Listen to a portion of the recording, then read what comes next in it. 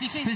Spécialement pour vous, un champion olympique français, Boris Sanson, vous propose une leçon particulière pour découvrir le sabre dont nous allons parler aujourd'hui.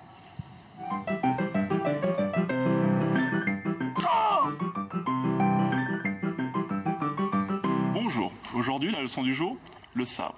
C'est l'arme qui m'a permis d'être champion olympique par équipe. C'est l'arme que Jean-François Lamour également a pratiquée en étant 2 fois champion olympique. C'est une arme très spectaculaire, très rapide. Un vrai jeu d'enfant, quoi. Ils font comme moi, du sabre. La particularité, c'est la coquille. C'est l'arme des pirates, mais aussi, ça va vous surprendre, c'est l'arme de Zorro. Et oui, c'est bien le sabre, pas l'épée.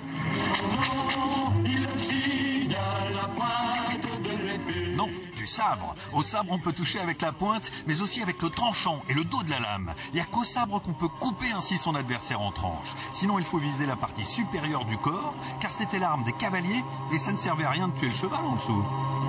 Prenez garde. Le sabre est une arme de convention. Attention à la priorité. Et oui, quand 2 sabreurs se touchent en même temps, c'est celui qui allonge le bras en premier qui remporte le point. Et pour reprendre la priorité, il faut écarter la lame de son adversaire et réattaquer. C'est la fameuse parade-riposte.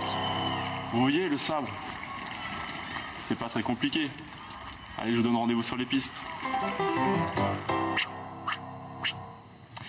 Et malheureusement, Boris Sanson a raté son premier rendez-vous aujourd'hui sur les pistes du Grand Palais. Vous ne retrouverez pas Boris Sanson tout à l'heure, dans quelques minutes, en finale. La finale du sabre homme, c'est dans une petite demi-heure. Celle du sabre féminin, c'est juste avant. Il y aura aussi la finale, la première finale de ces championnats du monde, une finale handisport. Voilà, le spectacle a déjà commencé depuis quelques heures.